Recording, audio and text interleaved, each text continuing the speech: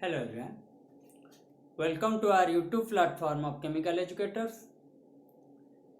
आपका एक पार्ट में क्या चल रहा है, कोऑर्डिनेशन चल रहा है। जो आपका CFT हायर कोऑर्डिनेशन नंबर वो चलेगा आपका एक पार्ट में। इस पार्ट में हम क्या कर रहे हैं, आपका जो +2 लेवल का है, जैसे कि डबल सॉल्ट हो या वर्नर्स थियरी हो या आइसोमेरिज्म हो, इस पार्ट में भी क्वेश्चन आता है। इसको हम ख़त्म करेंगे। शुरू करते हैं class basic concept of coordination chemistry.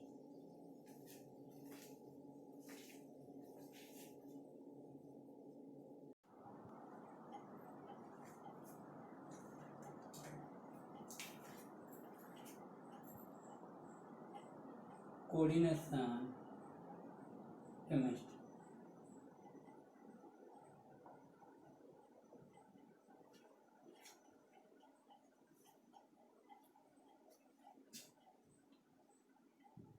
Coordination chemistry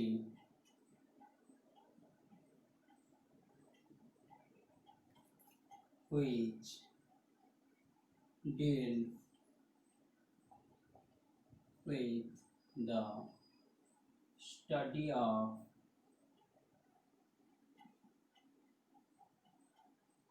coordination, compounds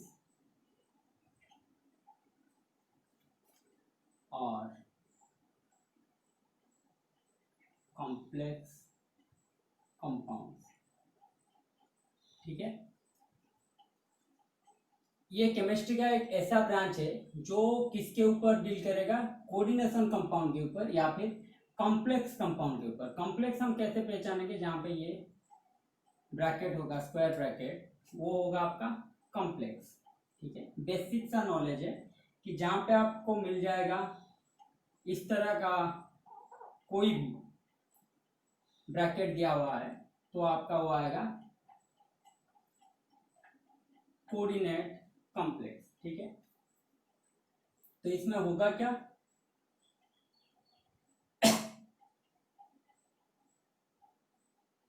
it has a central atom, usually metal। ठीक है, यूजुअली क्या होगा, metal, surrounded by cluster of other groups और आयन। सपोज मान के चलो ये है एक आपका मेटल, तो इसके सराउंडिंग जो ग्रुप्स होंगे, ये जो टोटल कॉम्प्लेक्स बनेगा, इसी को ही हम बोलेंगे कोऑर्डिनेट कॉम्प्लेक्स। इसको हम बोलेंगे, ये सपोज मान के चलो ए कोई सा भी ग्रुप है, ठीक है, कोऑर्डिनेट कॉम्प्लेक्स, इसको ही हम बोलेंगे कोऑर्डिनेट कॉम्प्लेक्स।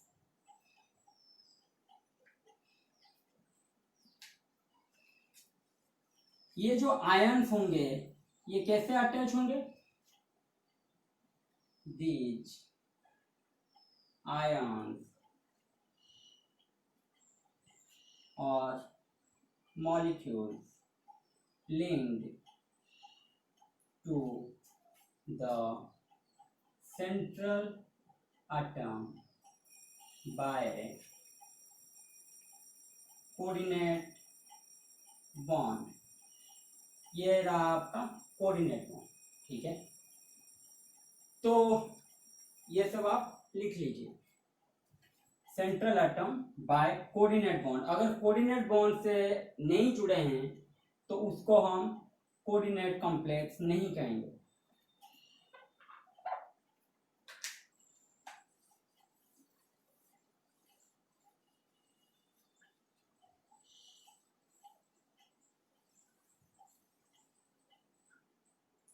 तो कोऑर्डिनेट बॉन्ड होता क्या है, एक है आपका आयनिक बॉन्ड, एक है आपका कोवैलेंट बॉन्ड, एक है आपका कोऑर्डिनेट बॉन्ड। ठीक है, इसको कभी कभी डेटिव बॉन्ड भी बोल देते हैं। ठीक है, हम कोऑर्डिनेट बॉन्ड ही बोलेंगे। तो आयनिक बॉन्ड में क्या होगा, देखिए यहाँ पे NaCl के एग्जाम्पल ले लेते हैं। ये आपका इलेक्ट्रॉन देगा, इसको इलेक्ट्रॉन जरूरत है, ये इलेक्ट्रॉन लेगा। इनके बीच जो होगा वो शेयर नहीं होगा, इलेक्ट्रॉन शेयर नहीं होता आयनिक बॉन्ड में। इलेक्ट्रॉन कोई देगा, जिसको इलेक्ट्रॉन जरूरत है वो लेगा। इलेक्ट्रॉन जनरली जरूरत होता है नॉन मेटल को, और इलेक्ट्रॉन जनरली दे देते हैं मेटल्स। मीन्स मेटल भी वो भी है जो है alkali metal, alkaline earth metal, means S block generally they देते हैं। ये आपका हो जाएगा आयनिक बॉन्ड। जो कोऑर्डिनेट बॉन्ड होता है वो पहले तो कोऑर्डिनेट बॉन्ड शो करता है, ठीक है, बाद में वो क्या हो जाता है, वो कोवेलेंट बॉन्ड की तरह ही काम करता है। मीन्स कोऑर्डिनेट बॉन्ड अल्टीमेटली जो होता है वो कोवेलेंट बॉन्ड ही हो जाता है। तो ये जो मेटल है, ठीक है, मेटल का जो अप्रोच होता है, मेटल के ऊपर जो ये जो लिगैंड्स आते हैं इनको हम बोलते हैं लिगैंड्स, ठीक है। मेटल के चारों तरफ जो रहते हैं लिगैंड्स बोलते हैं उनको।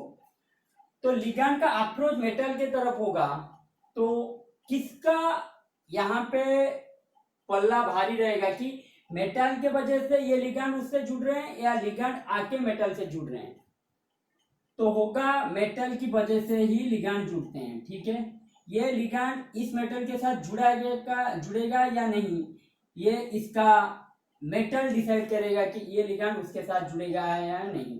मीन्स इसका जो ऑक्सीडेशन स्टेट होगा या फिर वो मेटल कोई भी है तो उस हिसाब से ये डिसाइड करेगा उस लिगैंड उसके पास आएगा या नहीं। मीन्स आप इसको ऐसे मान सकते हैं, एक सुंदर सा लड़की है, ठीक है, तो गर्ल्स हॉस्टल बॉयज हॉस्टल जो होते हैं क्या होता है, दूर दूर रहते हैं, लेकिन एक सुंदर सा लड़की खड़ा हुआ है तो 5 दोस्त आ रहे हैं, ठीक है। दूर से सभी को लगेगा कि वो लड़की उनका क्या है, गर्लफ्रेंड है, जो भी है, ठीक है। लेकिन जब पास आएंगे उनको पता चलेगा कि किसी एक का ही होगा, नहीं तो किसी का भी नहीं होगा, हाँ या ना। मीन्स जो लड़का आ रहे हैं 5 आ रहे हैं या 6 आ रहे हैं या 4 आ रहे हैं, सभी को लग रहा होगा वो दूर में जो लड़की है वो उनका बंदी है। बंदी तो गलत बात है, मीन्स वो लड़की उनका गर्लफ्रेंड है, ठीक है।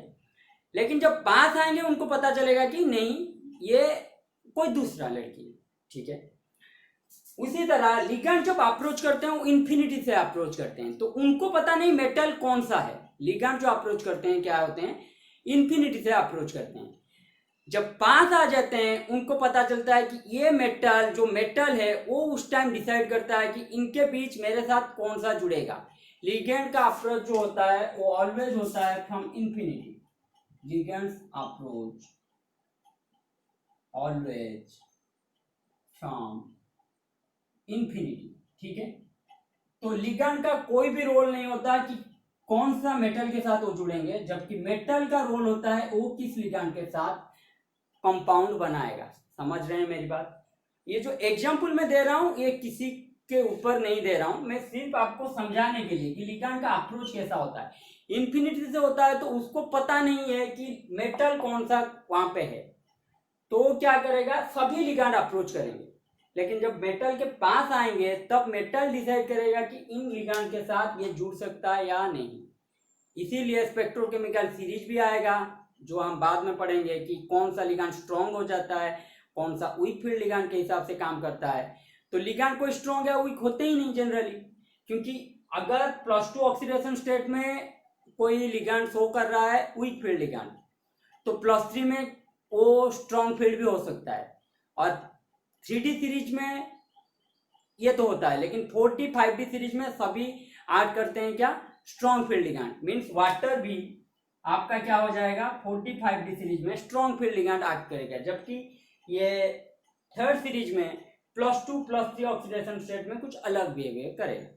समझ रहे हैं मेरी बात। तो लिगैंड का जो अप्रोच होता है, लिगैंड का अप्रोच इन्फिनिटी से होता है, तो मेटल कौन सा है उसको कुछ पता नहीं, वो सिर्फ अप्रोच करता है।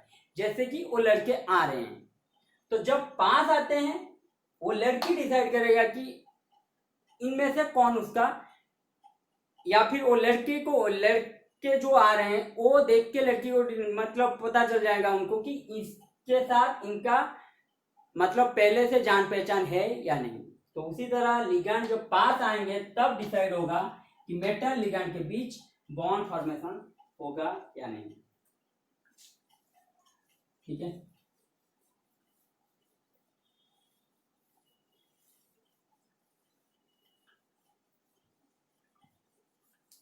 कोवेलेंट बॉन्ड तो आप पढ़ेंगे बॉन्डिंग में, तो वो वहां पे क्या होता है, शेयरिंग ऑफ इलेक्ट्रॉन्स। वहां पे क्या होता है, शेयरिंग होता है। मीन्स दो जो भी मॉलिक्यूल होंगे वो अपने एटम होंगे वो खुद के साथ शेयरिंग करेंगे। मीन्स कोई एक नहीं होगा कि ये ले जाएगा वो दे देगा, ऐसा आयनिक बॉन्ड की तरह नहीं होंगे। वहां पे क्या होगा, शेयरिंग होगा।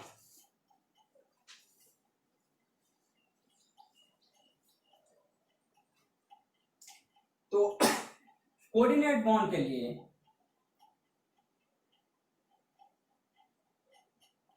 क्या जरूरी है, transition metal should be present at the center। Transition metal क्यों, इसको भी मैं बता रहा हूं। Transition metal should present at the centre. All groups are attached with metal coordinate complex। ठीक है, all groups are attached with metals। होना क्या चाहिए, presence of vacant d orbital on central atom. ठीक है, presence of vacant d orbital on central atom. दूसरा क्या होना चाहिए सेंट्रल एटम का, effective nuclear charge means Z effective should be high. तीसरा क्या होना चाहिए, हाई आयनाइजेशन एनर्जी। क्या होना चाहिए, हाई आयनाइजेशन एनर्जी। ये सब किसका होना चाहिए, सेंट्रल एटम के पास, सेंट्रल मेटल और आयन के पास ये सब चीजें होना चाहिए। तो और क्या होना चाहिए, low reactivity due to high ionisation energy. Ion low reactivity हो जाएगा हाई आयनाइजेशन एनर्जी की वजह से। तो हम चूज करेंगे अभी सेंट्रल मेटल या आयन कौन होगा। मैं तो पहले से ही बता चुका हूं ट्रांजिशन मेटल हम लेते हैं, लेकिन अगर पता नहीं है तो हम देखेंगे। ये आपका है पीरियोडिक टेबल। ठीक है, ये आपका रहा एस ब्लॉक का 2, ये ग्रुप 1 से 2 तक, ये 3 से क्या रहा 12 तक डी ब्लॉक, उसके बाद 13 से 18 तक P block, P D S. ठीक है, नीचे रहेगा जो आपका वो रहेगा आपका एस।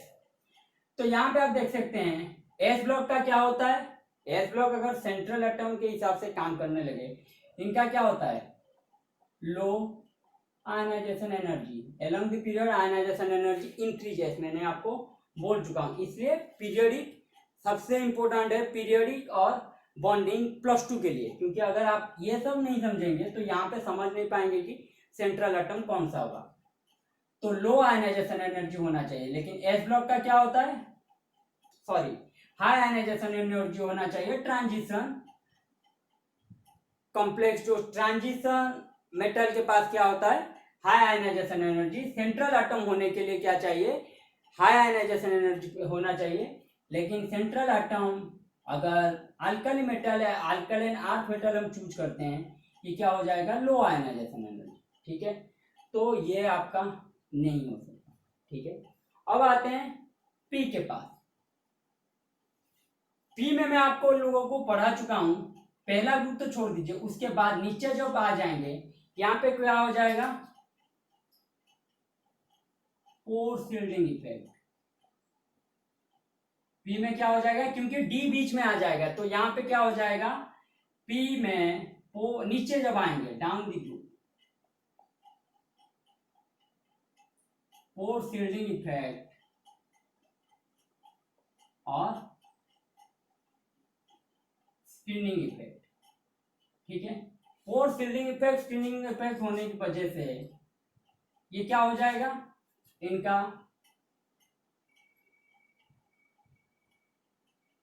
जेड इफेक्टिव जो होता है जेड माइनस सिग्मा, ये सब नो, तो ये हाई रहेगा। सिग्मा क्या रहता है, हाई रहता है, क्योंकि रिपल्सिव फैक्टर यहाँ पे कुछ काम ही नहीं करता। ठीक है, नीचे जब आएंगे रिपल्सिव फैक्टर क्या होगा, काम नहीं करता, तो जेड इफेक्टिव क्या होगा, घटता जाएगा, आयनाइजेशन एनर्जी क्या होगा, घटता जाएगा। ठीक है, तो आयनाइजेशन एनर्जी जैसे घटेगा, हमें क्या चाहिए, हाई आयनाइजेशन एनर्जी, हमें क्या चाहिए, हाई आयनाइजेशन एनर्जी। तो हाई आयनाइजेशन एनर्जी चाहिए, लेकिन पी ब्लॉक में जैसे जैसे हम नीचे आएंगे आयनाइजेशन एनर्जी क्या होगा, लो होता जाएगा, तो पी भी कैंसिल हो जाएगा, तो बच गया क्या, डी में क्या होता है, आयनाइजेशन एनर्जी भी हाई, इसका जेड इफेक्टिव भी हाई और रिएक्टिविटी भी लो, तो डी ब्लॉक हो जाएगा क्या आपका, ट्रांजिशन मेटल आपका हो जाएंगे सेंट्रल एटम। ट्रांजिशन मेटल क्या हो जाएंगे, कोऑर्डिनेट कॉम्प्लेक्स के लिए सेंट्रल एटम की तरह बिहेव करेंगे, इसलिए हम ट्रांजिशन मेटल लेते हैं, लिख लीजिए।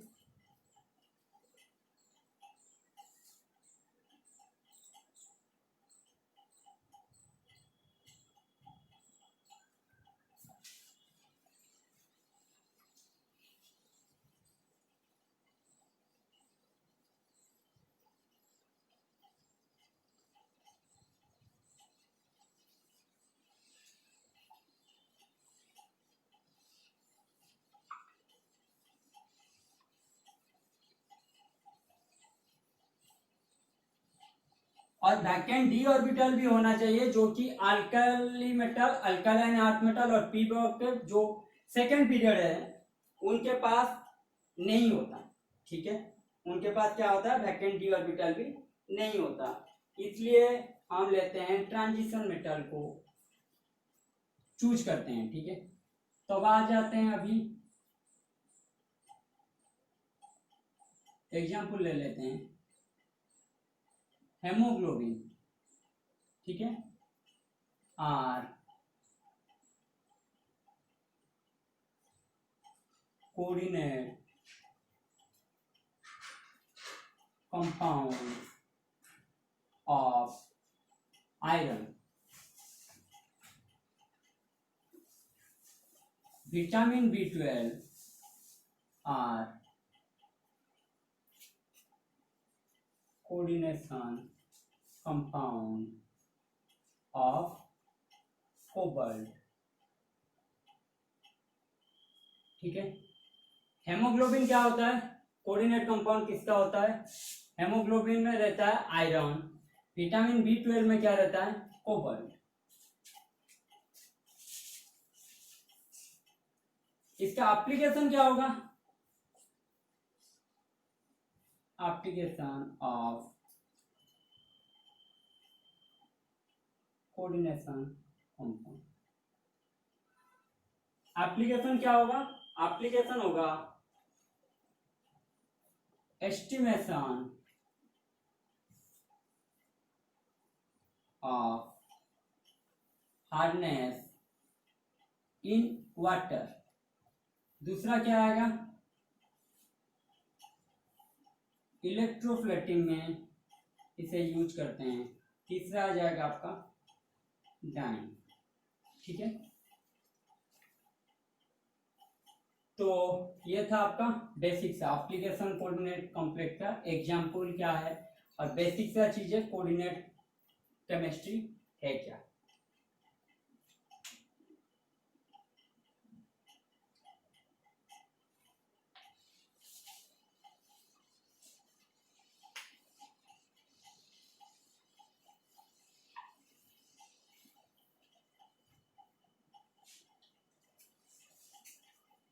फिर हम आ जाते हैं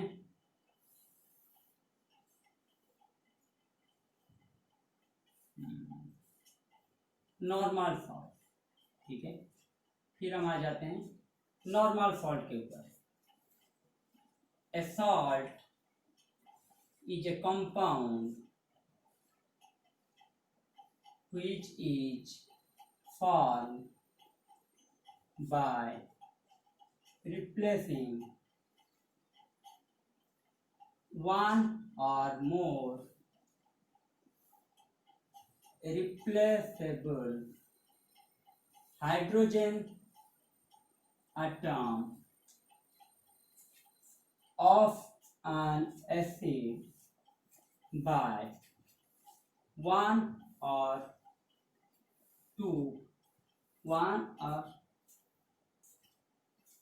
more than one metal atom.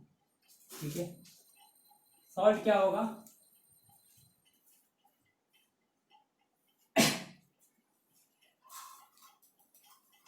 एक हाइड्रोजन एटम को हम रिप्लेस करेंगे, जितना भी हाइड्रोजन एटम होगा उसको हम रिप्लेस करेंगे मेटल एटम से, वो आ जाएगा आपका सॉल्ट। ठीक है, एग्जाम्पल ले लेते हैं। नॉर्मल सॉल्ट की बात कर रहा हूं, एसिडिक सॉल्ट, बेसिक सॉल्ट भी आएगा इसमें। HCl, ठीक है, HCl होगा क्या, बोलिए?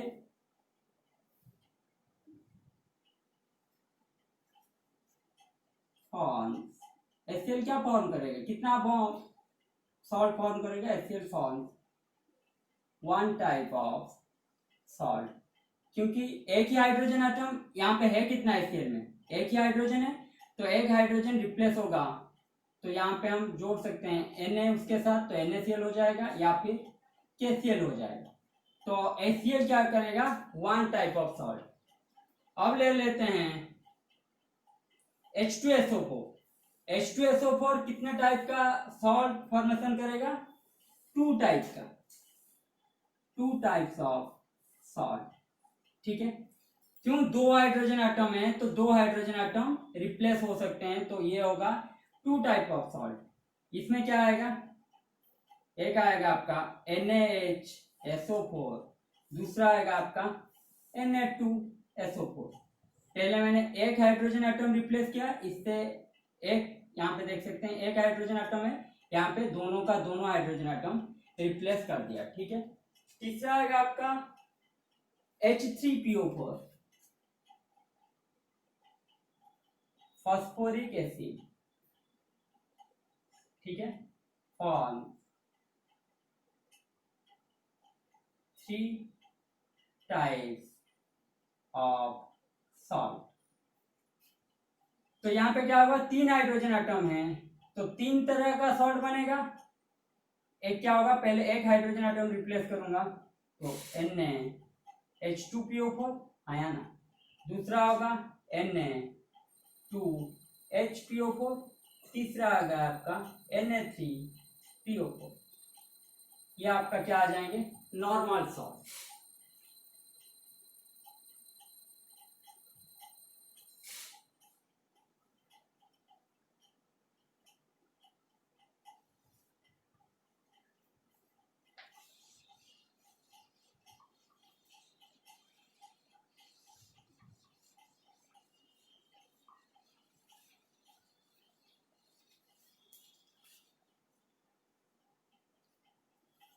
इसको और एक तरह भी समझ सकते हैं, salt is a compound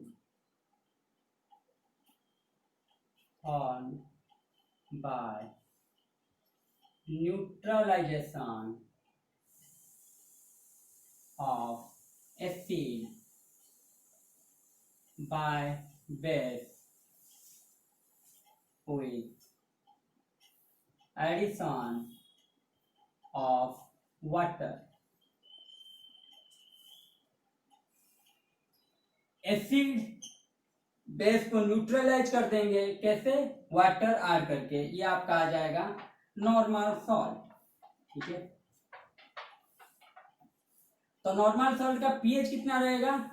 pH रहेगा लगभग नियरली इक्वल्स टू 7।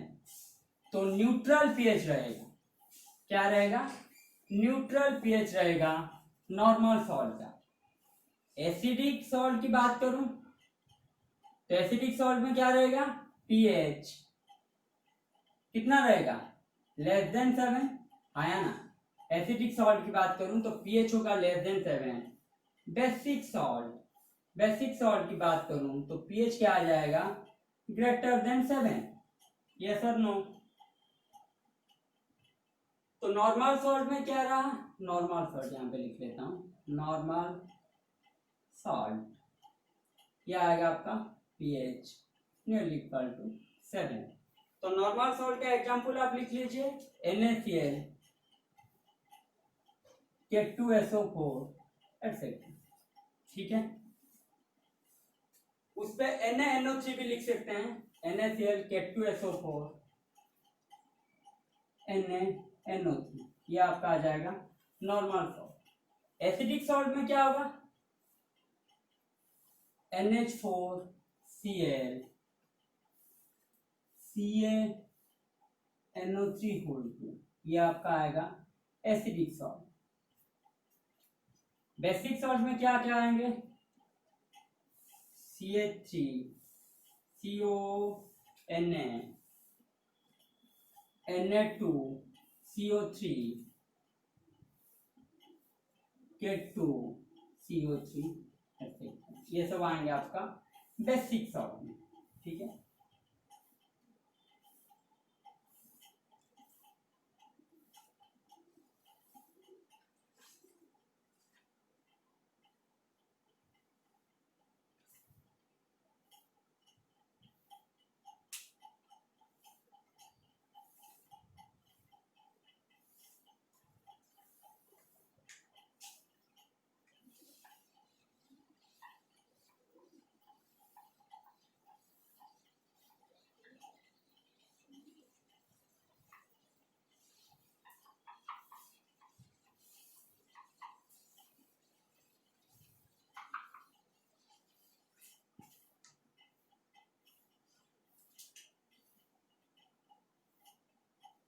अब आ जाते हैं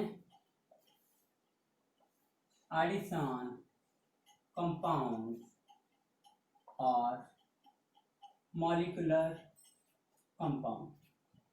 क्या, एडिशन कंपाउंड या मॉलिक्यूलर कंपाउंड, ठीक है। यहां पे आप देख सकते हैं क्या लिखा है, मॉलिक्यूल लिखा है, ठीक है। यहां पे क्या लिखा है, एडिशन लिखा है।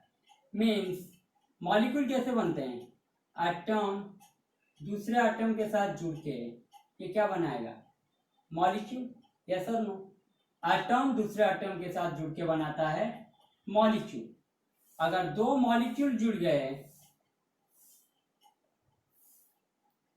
तो ये क्या हो जाएगा आपका मॉलिक्यूलर कंपाउंड। दो मॉलिक्यूल अगर जुड़ गए ये आपका आएगा, ये क्या बनाएंगे, कंपाउंड, ठीक है। दो मॉलिक्यूल जुड़ेंगे तो बनाएंगे कंपाउंड। इस तरह के कंपाउंड को हम बोलेंगे मॉलिक्यूलर कंपाउंड। इस तरह के कंपाउंड को हम बोलेंगे मॉलिक्यूलर कंपाउंड जब ये मॉलिक्यूल क्या होगा, सिंपल सॉल्ट से बना होगा। मॉलिक्यूल किससे बना होगा, सिंपल सॉल्ट से बना होगा। तो ये आपका आ जाएगा मॉलिक्यूलर कंपाउंड। देखिए दो ऐड हो रहा है तो इसको इसलिए बोलते हैं एडिशन कंपाउंड, या फिर मॉलिक्यूल से ही फॉर्म होता है तो इसको बोलते हैं मॉलिक्यूलर कंपाउंड, ठीक है। इसका डेफिनेशन लिख लीजिए, those compounds which are formed by two or more than two simple salts by simple ratio और stoichiometric रेशियो। तो ये आपका क्या आ जाएगा, मॉलिक्यूलर कंपाउंड आ जाएगा या फिर addition compound. Those compound which are formed by two और more than two simple salt, ये देखिए आपका सिंपल सॉल्ट दूसरा सिंपल सॉल्ट के साथ जुड़ के क्या बना रहा है, अगर एक सिंपल रेशियो हो या स्टोचियोमेट्रिक रेशियो। स्टोचियोमेट्रिक रेशियो क्या होगा, सपोज आपको 1:4 दिया है, जो प्रोडक्ट मिलेगा उसमें क्या होगा 1:4 नहीं होगा, थोड़ा सा कम होगा, तो ये आपको इसलिए बोलते हैं स्टोचियोमेट्रिक रेशियो। आप ले सकते हैं दो सिंपल सॉल्ट मिलके अगर बना रहे हैं, जो कंपाउंड बनाएंगे उसको क्या बोलेंगे हम, मॉलिक्यूलर कंपाउंड।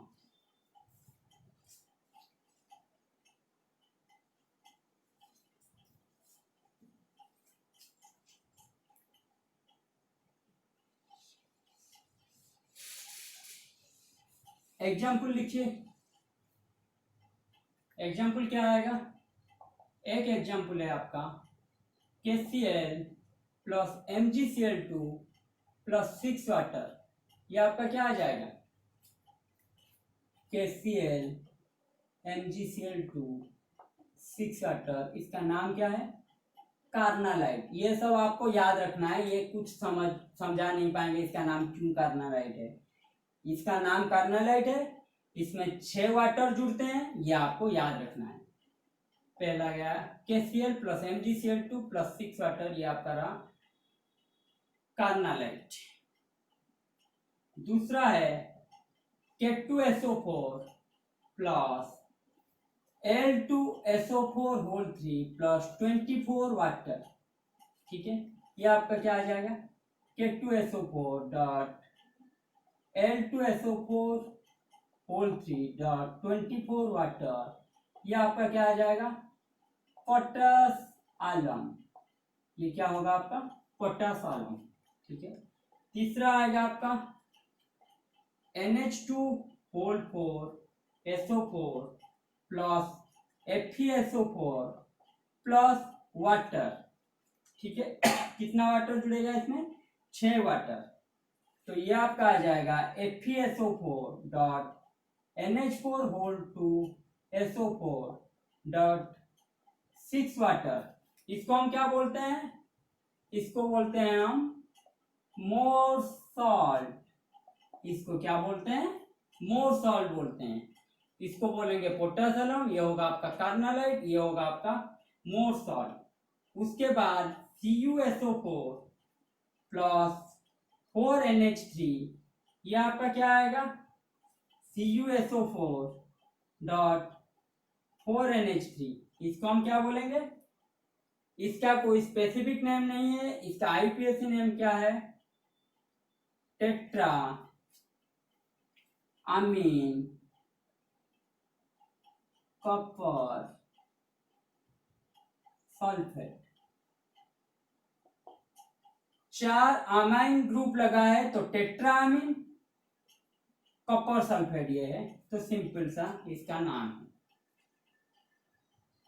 5वां FeCN2 प्लस 4KCl, ये आपका क्या आ जाएगा, FeCN2 डॉट 4KCl, इसका नाम क्या आएगा, पोटासियम फेरोसियानाइड, क्या आएगा इसका नाम, पोटासियम फेरोसियानाइड, ठीक है।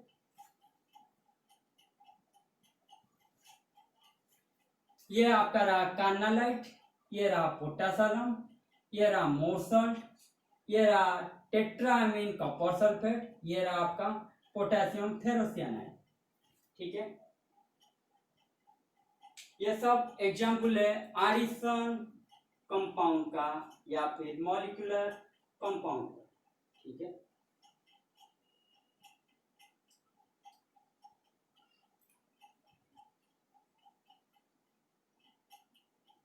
एक दो एग्जाम्पल आपको समझा देता हूं कैसे सिंपल सॉल्ट से ये सब होते हैं, ठीक है।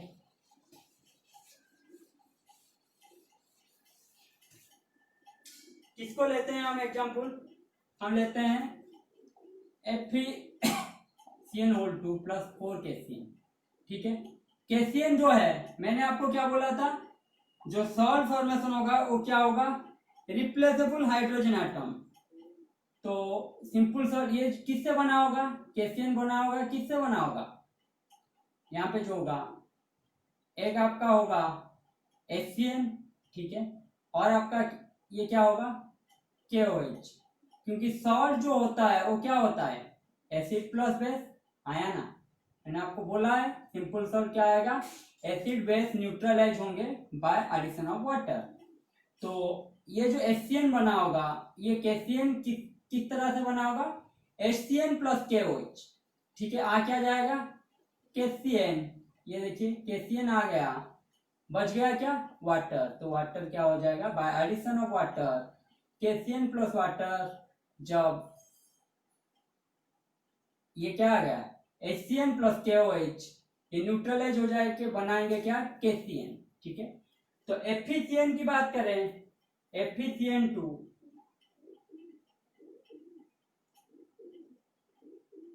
तो इस साइड में क्या आएगा बताइए, यहाँ पे क्या आएगा FeOH3 और दूसरा क्या आएगा HCN, यस और नो, ये आपका आ जाएगा बेस, ये आपका आ जाएगा एसिड। तो FeOH3 उसके साथ HCN अगर जुड़ेंगे, ये आपका एसिड, ये आपका बेस, यहाँ पे ये आपका एसिड, ये आपका बेस, OH दिख रहा है तो वो जनरली बेस ही होगा। तो क्या हो रहा है रिप्लेसेबल हाइड्रोजन, ये हाइड्रोजन रिप्लेस किससे हुआ है K से, तो ये आपका आ गया KCN, ठीक है। तो ये देख सकते हैं आप FeOH3 प्लस HCN, ये आपका आया बेस प्लस एसिड, ठीक है। और एक था आपका एग्जांपल क्या था CuSO4.4NH3,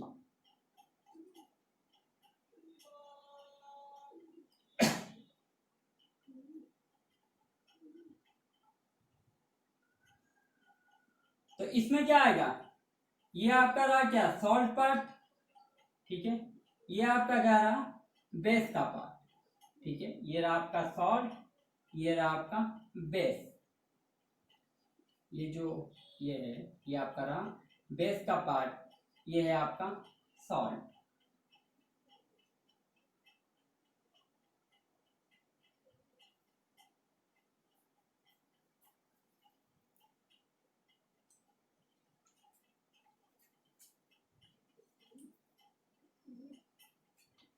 तो अब आ जाएंगे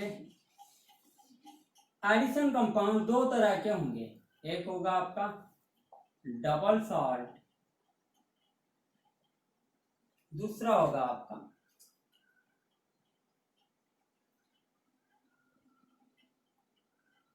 कोऑर्डिनेट कॉम्प्लेक्स, ठीक है। समझ आ रहा है मैं क्यों आपको नॉर्मल सॉल्ट पढ़ाया, क्योंकि अगर सॉल्ट नहीं पढ़ाऊंगा तो दोनों का मिक्स होके सिंपल सॉल्ट कैसे बनाते हैं, जो आपका एडिशन कंपाउंड हो, आपको समझ नहीं आएगा। सेंट्रल एटम कौन सा होना चाहिए, इसके लिए पीरियोडिक चाहिए था, बेसिक सा प्रॉपर्टी। और अब आते हैं हम एडिशन कंपाउंड कैसा होगा, दो टाइप का हम डिवाइड करेंगे इसको, एक होगा डबल सॉल्ट, दूसरा होगा आपका कोऑर्डिनेट कॉम्प्लेक्स। तो डबल सॉल्ट में हम लिखेंगे present in solid state, yes or no, present in solid state, those addition compounds dissociate into simple ion by completely and retain their identity, किसमें इन aqueous solution। डबल सॉल्ट में क्या होगा, ये आपका रहा उसका इंपोर्टेंट पॉइंट्स। डबल सॉल्ट क्या होगा सॉलिड स्टेट में रहेगा, जब इस तरह का ये एडिशन कंपाउंड होते हैं जब वे डिसोसिएट करते हैं तो सिंपल आयन फॉर्म करेंगे और ये अपना आइडेंटिटी रिटेन करके रखेंगे एक्वस सॉल्यूशन में, आइडेंटिटी रिटेन करके रखेंगे।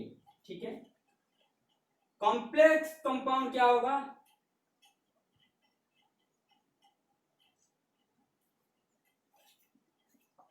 इट इज नॉट 100% आयोनाइज्ड, और क्या होगा, lose their identity, means complex की तरह बिहेव करेंगे। सिंगल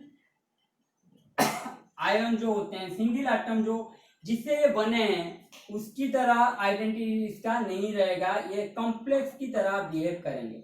ये इनका आ जाएगा फैक्टर्स। ठीक है, एक होगा आपका डबल सॉल्ट, एक होगा आपका कोऑर्डिनेट कॉम्प्लेक्स। ये कोऑर्डिनेट कॉम्प्लेक्स को लेके ही हम पढ़ेंगे कोऑर्डिनेशन केमिस्ट्री, तो ये आप लिख लीजिए।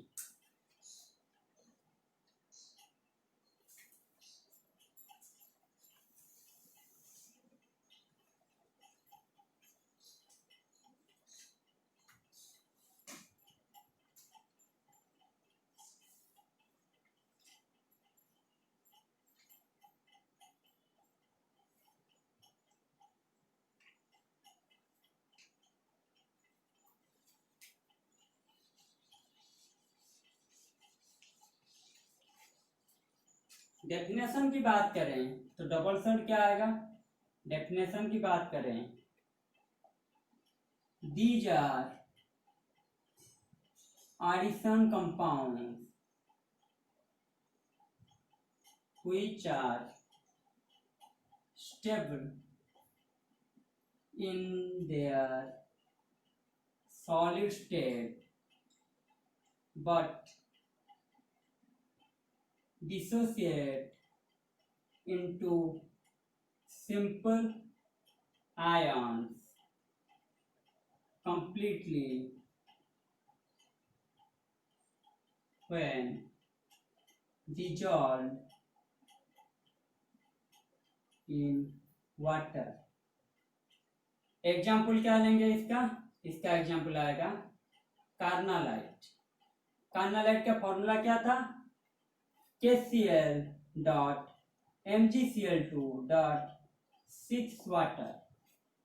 तो ये जब एक्वस सॉल्यूशन में आएंगे ये अपना आइडेंटिटी बरकरार रखेंगे, K प्लस Mg2 प्लस, ये आयन इस हिसाब से रहेंगे, K प्लस Mgt प्लस, और ये आपका रहा Cl माइनस। तो ये अपना आइडेंटिटी हमेशा रिटेन करके रखेंगे, जब सॉलिड में होंगे स्टेबल होंगे, जब एक्वस सॉल्यूशन में आएंगे ये जो आयन हो जाएंगे ये अपना आइडेंटिटी हमेशा बरकरार रखेंगे। ठीक है,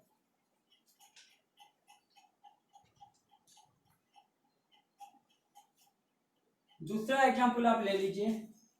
दूसरा एग्जांपल क्या आएगा, potassium K2SO4 dot L2SO4 whole 3 dot 24 water. तो ये क्या आ जाएंगे आपका K plus L3 plus SO4 2 minus.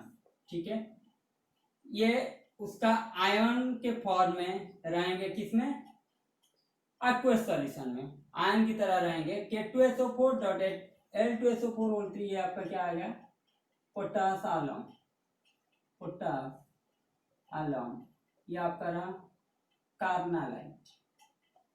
ठीक है, ये आइडेंटिटी अपना लूज नहीं करेंगे, डबल सॉल्ट बार बार बोल रहा हूं, अपना आइडेंटिटी लूज नहीं करेंगे। ठीक है, लिख लीजिए।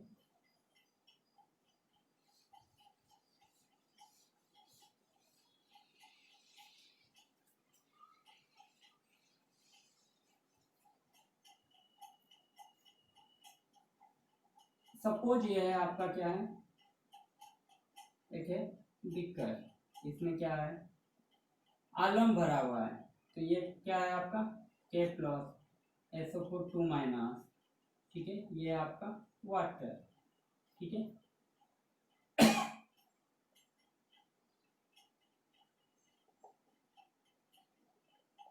सॉलिड में स्टेबल रहते हैं, ठीक है। इसको अगर वाटर ऐड किए तो ये क्या हो जाएंगे, K plus SO4 2 minus Al3 plus, ठीक है। इसके साथ सपोज मान के चलो मैं क्या करता हूँ, ऐड करता हूँ BaCl2। क्या ऐड करता हूँ, BaCl2। तो आ क्या जाएगा, BaSO4 आया ना। BaSO4 क्या होगा आपका, वाइट प्रेसिपिटेट। क्या आएगा, वाइट प्रेसिपिटेट। सपोज इसके साथ में ऐड करता हूं NaOH, तो क्या आएगा आपका, LOH का होल 3। ये आपका क्या आएगा, ये आपका आएगा वाइट जिलाटिनियस प्रेसिपिटेट। क्या आएगा आपका, वाइट जिलाटिनस प्रेसिपिटेट।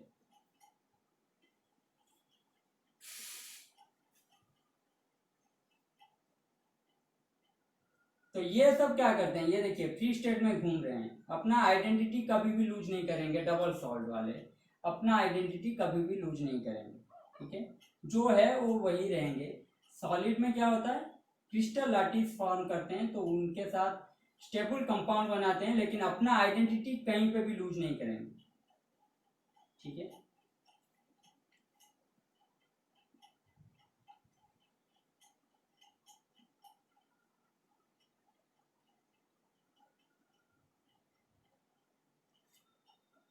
ये तो था नॉर्मल। अगर Na3 plus plus NaOH excess दे दूं तो क्या फॉर्मेशन होगा, फॉर्मेशन होगा NaLO2। ये आपका फॉर्मेशन होगा। अगर एक्सेस देता हूं अल्युमिनियम के साथ NaOH एक्सेस देता हूं, ये आपका फॉर्मेशन होगा NaLO2।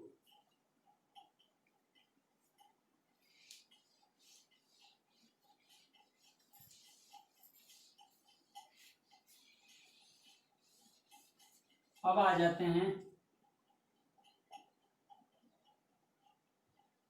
Coordinate complex. किसके ऊपर आ जाते हैं, कोऑर्डिनेट कॉम्प्लेक्स के ऊपर आ जाते हैं, ठीक है।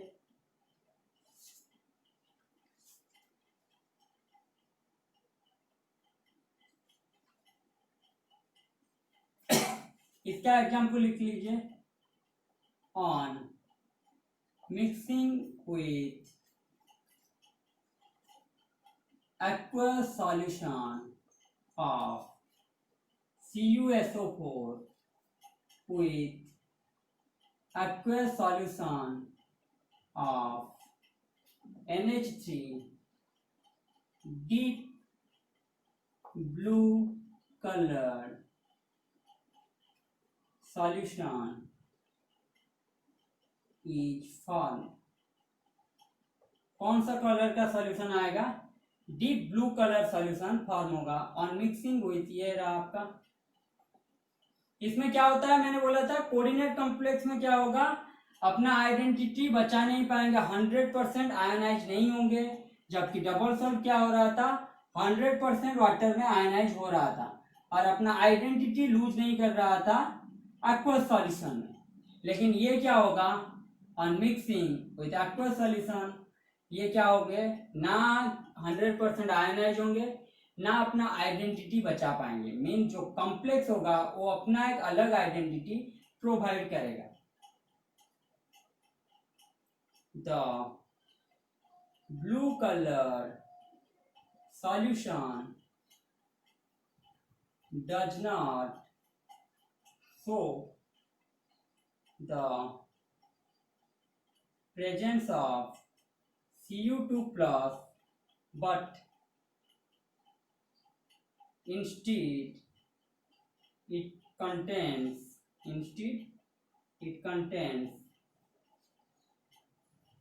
cupro ammonia ions CuNH3 whole 4 2 plus CuNH3 whole 4 2 plus formed by the combination of copper 2 plus and 4 ammonia molecule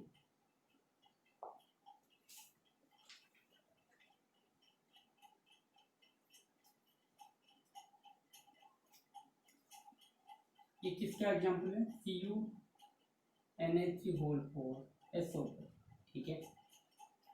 And mixing with aqueous solution of CuSO4 with aqueous solution of NH3, deep blue colour ये form हो जाएगा आपका CuNH3 formation क्या होगा? CuNH3 तो अगर CuNH3 plus SO4, ठीक है, ये आपका आ जाएगा 2 प्लस SO4 2 माइनस, तो होगा क्या? CuNH3 SO4 और mixing with aqueous solution of CuSO4 with aqueous solution of NH3, CuSO4 जब NH3 के साथ मिक्स करेगा फॉर्म क्या होगा? CuNH3 उसके साथ क्या होगा? SO4 निकल जाएगा, तो deep blue colour solution form होगा। वो जो deep blue colour solution form होगा इसमें क्या होगा? कॉपर 2 प्लस, उसमें क्या हो रहा था? कार्नालाइट में जब एक्वस सॉल्यूशन में हम डुबा रहे थे उसको, वो क्या हो रहा था? K plus Cl minus Mg2 plus, अपना आइडेंटिटी शो कर रहे थे इंडिविजुअल आयन की तरह, आया ना। लेकिन इसमें क्या होगा? Cu2 प्लस आपको नहीं मिलेगा, इंस्टेड क्या मिलेगा? Cupro ammonia ion mean CuNH3 2 plus, ये जो कॉम्प्लेक्स होगा ये आपको मिलेगा। तो इसलिए बोल रहा था ये जो कॉम्प्लेक्स होगा इसको हम स्क्वायर ब्रैकेट में रख देते हैं, ये आपका आउटसाइड हो जाएगा, बाहर निकल जाएगा ये SO4 सल्फेट वाला पोर्शन। तो form by combination of copper and 4 ammonia molecule. तो समझ रहे हैं मेरी बात? डबल सॉल्ट कोऑर्डिनेट कॉम्प्लेक्स में फर्क क्या होता है? डबल सॉल्ट में अपना आइडेंटिटी लूज नहीं करते, मींस एक्वस सॉल्यूशन में जब हम डुबाएंगे, कार्नालाइट को जब डुबा रहे थे तो वो क्या हो रहा था? वो आपको दिखा रहा था K plus Cl minus Mg2 plus, लेकिन CuNH3 को एक्वस सॉल्यूशन में जब CuSO4 NH3 को एक्वस सॉल्यूशन में डुबाएंगे तो हो जाएगा आपका CuNH3 2 प्लस SO4 बाहर आ जाएगा। तो ये इंडिविजुअलिटी इसका कॉपर 2 प्लस का इंडिविजुअलिटी ऑफ आइडेंटिटी नहीं रहा, ठीक है। ये था आपका एक एग्जांपल। दूसरा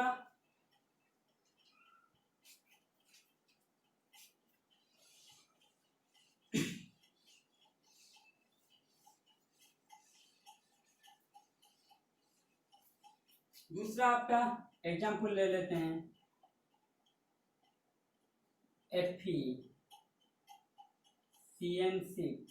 FeCN4, तो आ जाएगा क्या?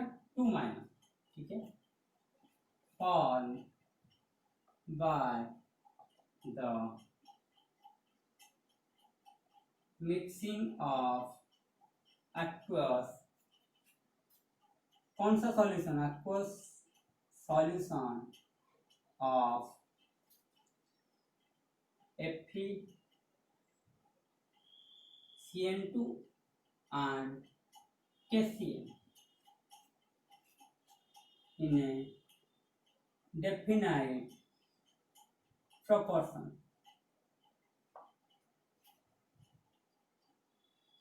The complex ion क्या हो रहा है?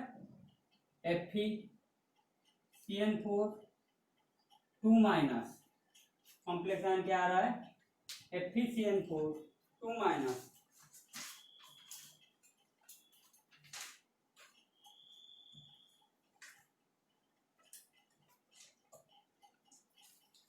complex ion FeCN4 2 minus does not dissociate into Fe2 plus and Cn minus ions, ठीक है। ये रहा आपका कोऑर्डिनेट कॉम्प्लेक्स का एग्जाम्पल। कोऑर्डिनेट कॉम्प्लेक्स आप समझ सकते हैं या फिर इसको कॉम्प्लेक्स कंपाउंड भी बोल सकते हैं, कॉम्प्लेक्स कंपाउंड, ठीक है।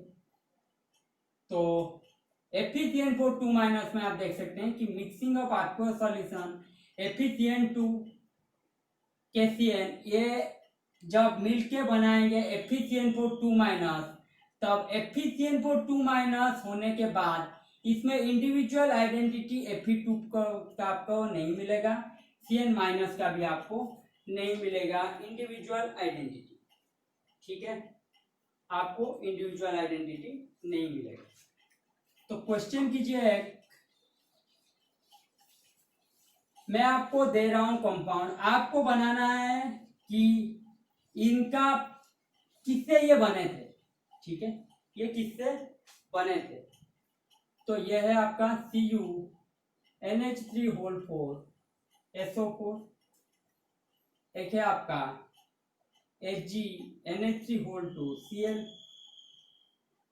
PtNH3 Cl2 SO4, NaLOH4। आप मुझे बताइए इनका काटायनिक पार्ट आयनिक पार्ट क्या रहेगा, इनका जो पहला जो डेफिनेट प्रोपोर्शन किससे ये बने थे। ठीक है, बताइए, 1 मिनट लीजिए और बताइए।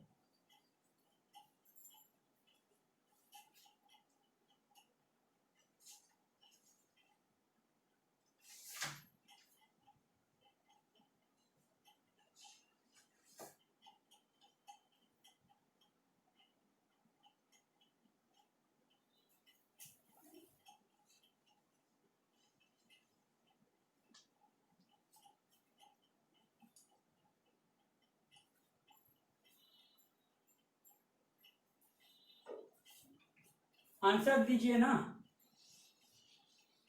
चार्ट के ऑप्शन पे, लाइव जो चार्ट हो रहा है उस पे अपना आंसर आप दीजिए।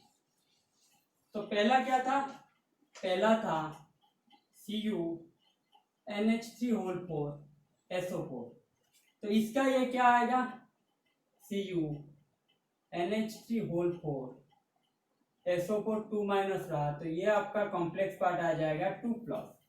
ठीक है, दूसरा था HgNH3 Cl, तो मैं क्या करूंगा, ये आपका आ गया Cl माइनस, तो आपका कॉम्प्लेक्स पार्ट क्या आ जाएगा, HgNH3 प्लस।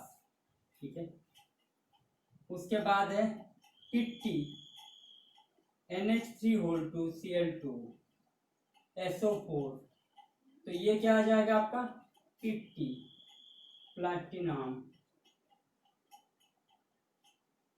टेट्रामिनोक्लोराइड Cl2, ये आपका आ जाएगा SO4 2 माइनस, तो ये आपका आ जाएगा 2+।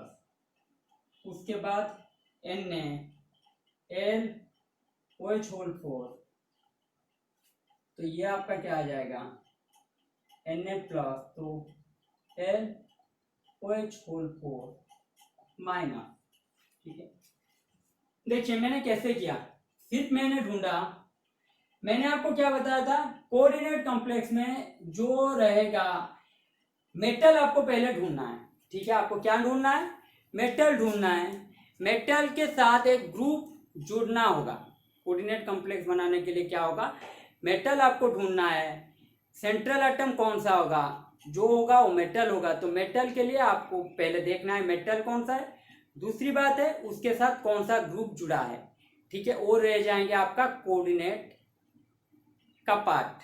ठीक है, कॉम्प्लेक्स पार्ट वो रह जाएंगे, तो दूसरा जो होगा उसको हम निकाल लेंगे। तो मेटल जनरली क्या होता है आपका पॉजिटिव ऑक्सीडेशन स्टेट में रहता है, तो पॉजिटिव में रहेगा, तो आयनिक पार्ट क्या होगा, आयनिक पार्ट क्या होगा, नेगेटिव है।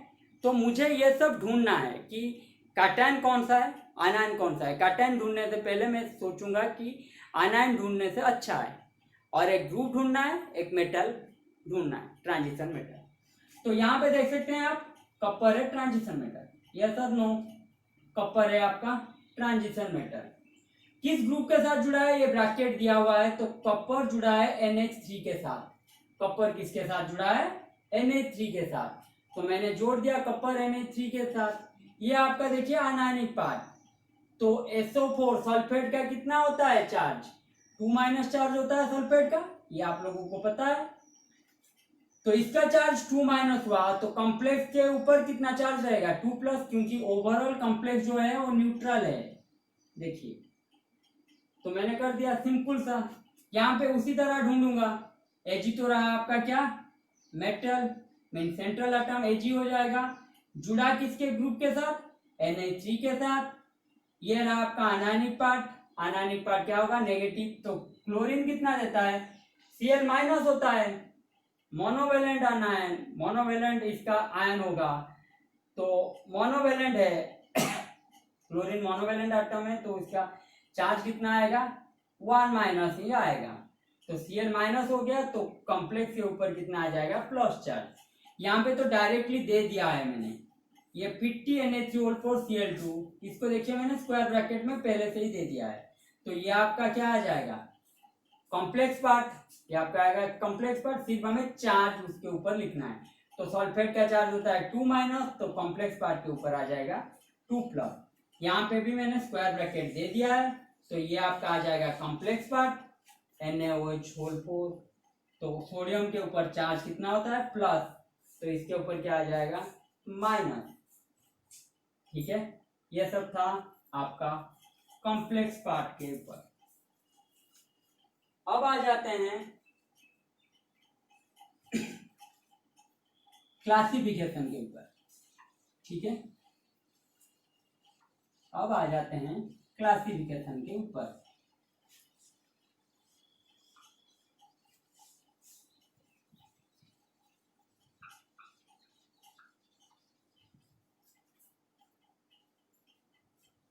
Classification of coordinate compound. एक है आपका simple cation plus simple ion. Example दीजिए, सिंपल कैटायन सिंपल आयन का एग्जांपल दीजिए। दूसरा है आपका complex cation plus simple ion.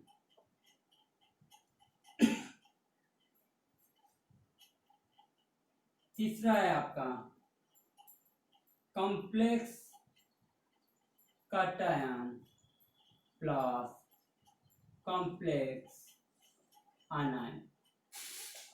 ये तीन का एग्जांपल दीजिए।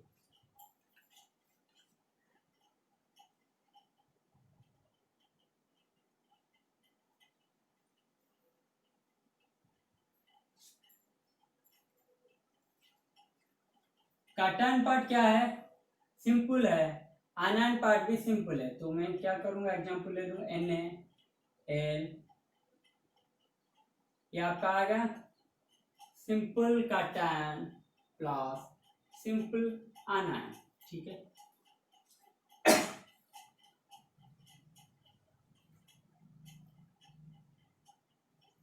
कॉम्प्लेक्स कैटायन कॉम्प्लेक्स आयन का क्या है,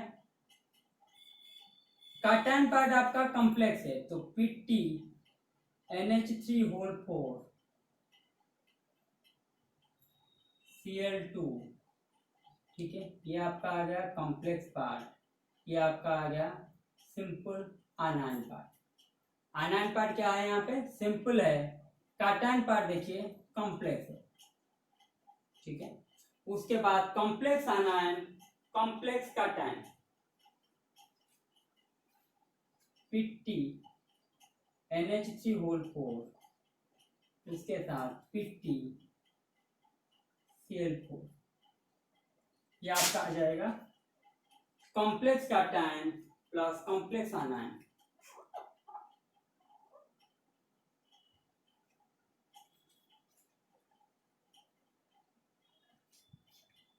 तो होगा क्या, देखिए कोऑर्डिनेट स्फीयर में जो रहेगा वो रहेगा आपका कॉम्प्लेक्स पार्ट। जानने के लिए क्या होगा, आपको समझना होगा कोऑर्डिनेट स्फीयर। कोऑर्डिनेट स्फीयर क्या होगा, ये जो पार्ट है स्क्वायर ब्रैकेट जो बोला ये है आपका कोऑर्डिनेट स्फीयर। इसमें जो रहेगा वो रहेगा आपका कॉम्प्लेक्स पार्ट। अगर कोऑर्डिनेट स्फीयर देके दिया है तो होगा आपका कॉम्प्लेक्स पार्ट। तो यहाँ पे देखिए कोऑर्डिनेट स्फीयर किसके ऊपर है, एक के ऊपर है, तो ये रहा आपका कॉम्प्लेक्स पार्ट। ये आपका कोऑर्डिनेट स्फीयर नहीं देंगे इसके ऊपर, ये सिंपली NaLOH होल। ठीक है, कॉम्प्लेक्स का टैन कॉम्प्लेक्स आनायन, तो ये देखिए ये आपका हो जाएगा आनायन पार्ट आएगा क्या, Cl4 मीन 4Cl माइनस, ये आपका आ जाएगा क्या 4Na प्लस। ठीक है, तो अगर स्क्वायर ब्रैकेट के अंदर जो भी रहेगा उसको हम क्या बोलेंगे, कॉम्प्लेक्स पार्ट। ठीक है, अब आ जाते हैं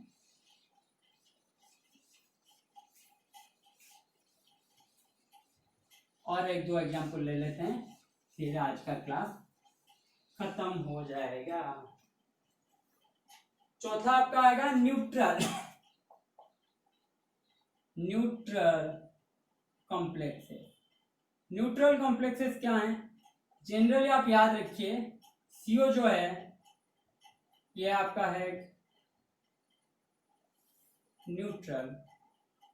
ठीक है, CO जो है आपका क्या है, न्यूट्रल है। तो NiCO होल 4, Fe होल 5, ये सब है आपका क्या, न्यूट्रल कंपाउंड। मीन्स जहां पे भी आप देखेंगे मेटल कार्बोनिल, ये क्या है आपका कार्बोनिल ग्रुप है ना, कार्बोनिल ग्रुप।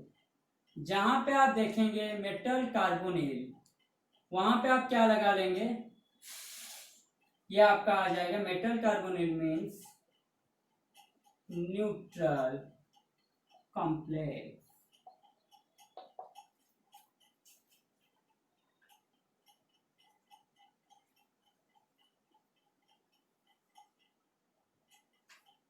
तो ये था आज के लिए क्लास। नेक्स्ट क्लास में हम जाएंगे वेर्नर्स थ्योरी, उसके बाद धीरे धीरे हम आगे बढ़ेंगे। पढ़ाई कीजिए, अगर क्लास आपको अच्छा लग रहा है तो अपने दोस्तों को बोलिए